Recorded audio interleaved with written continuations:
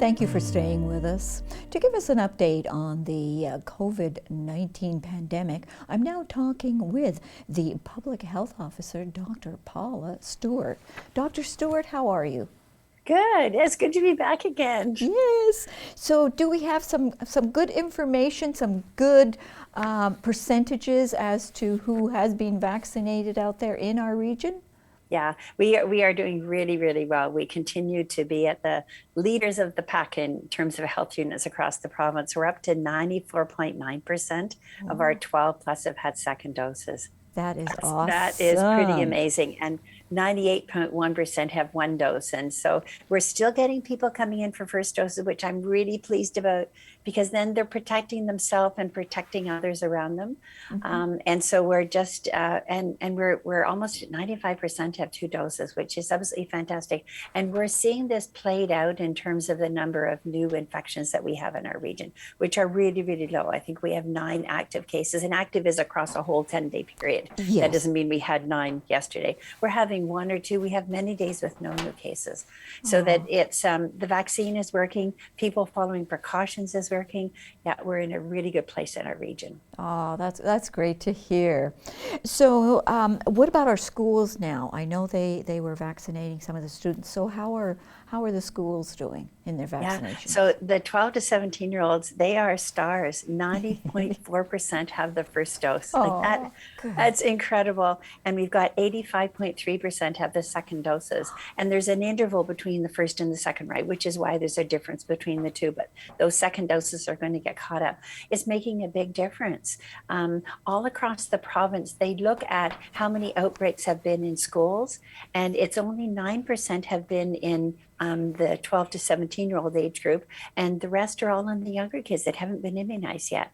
So it makes a difference. Yes. And it means that if there does happen to be someone, either a teacher or a student, who does have COVID and they're in the classroom, if you're fully vaccinated and you don't have symptoms, you don't have to stay at home. You can continue going to school, which makes a huge difference. It does. And so I think that I am so proud of those young people and their families. It's really, really good. No, that's awesome to hear that, we're up in the 85% for those with a second.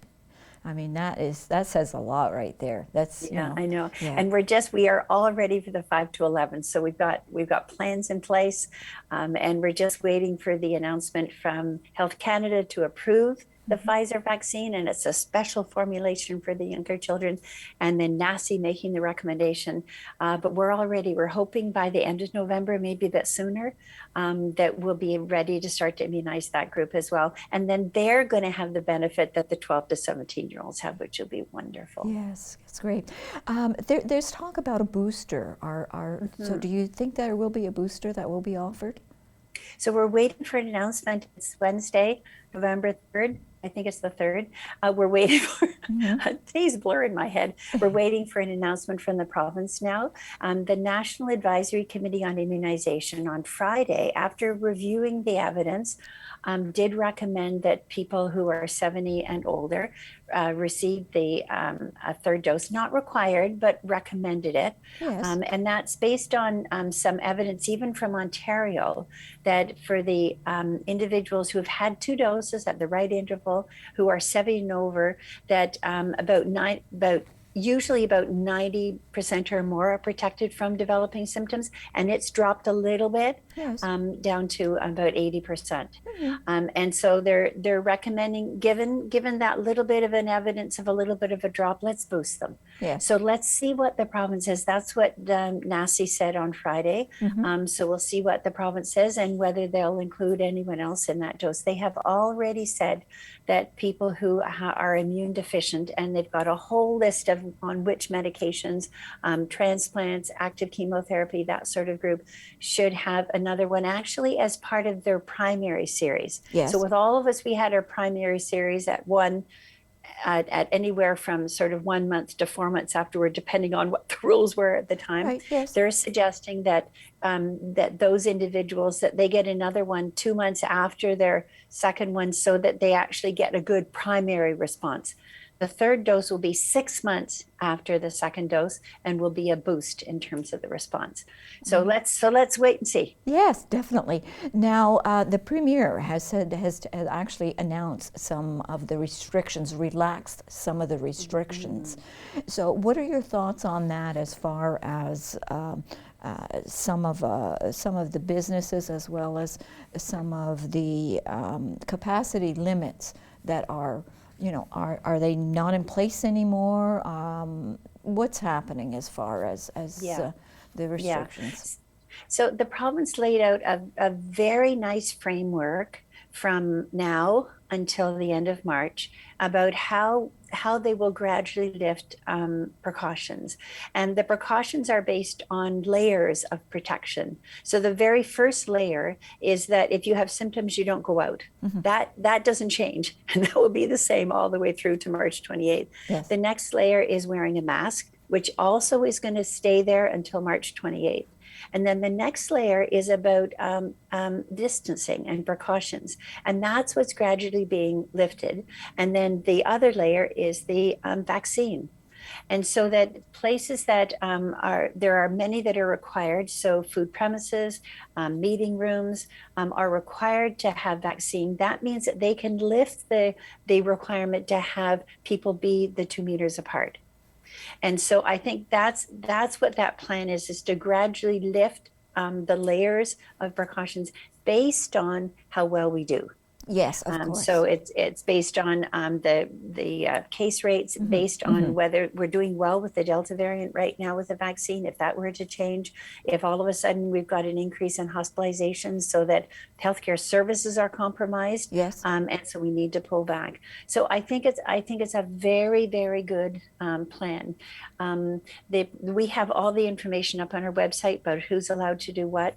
I think one of the critical things that they added is that in addition to the people who are required to only have fully vaccinated people, like a meeting room, they've allowed other businesses to actually elect to require it, and then they won't have to do the distancing requirement to others. So that can be gyms, that can be funeral homes, so that I think that they're giving more flexibility to businesses and services to have the layers of protection that they think will work for them. So I think it's a good plan. Encourage everyone to go up to our website and check on the link there. It's if you want the real detail of it, it's regulation 364/20, but we have good stuff on there as well. So yeah, let's see how it goes. It's a good plan. It's good. So I've noticed lately that I'm with reference to the Remembrance Day that's coming up November the 11th, as well as with Santa Claus parades, that more and more people are actually having the parades, whereas last year you weren't allowed because people were not allowed to gather. But because of the restrictions being somewhat relaxed, there's more and more communities that are coming on board to have different ceremonies, as well as to have the parades. What's your thought there? Yeah, so I think for an area like ours, I think it's a-okay. What they did in the regulation, they lifted remember there was a requirement for public events outside, you couldn't have more than 100 people there. Right. So they've lifted that. Still recommending that if people can't keep the 2 meters distance, keep the 2 meters distance from others not in your household. If not, put a mask on.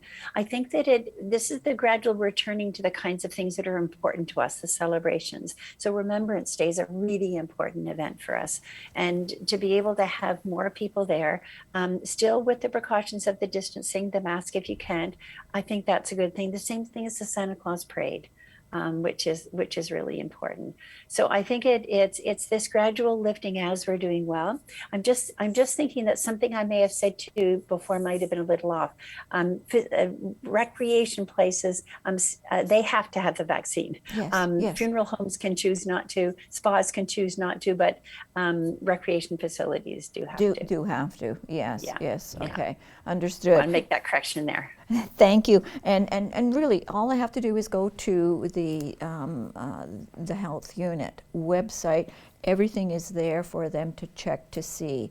And restaurants, I think I'm so glad that more relaxation has been given to, the restaurant owners with being, the clientele can now come in a little bit more and they can accommodate them and it more. said when we added that other layer of protection, the vaccine protection, then the layer of keeping the distance could be relaxed. So it's all about those layers, right? Yes. Thank you ever so much. It's always a pleasure to talk with you. And you're welcome. And great news. I mean, this is we've been waiting a long time to I know. hear good news. I know. And it's very good.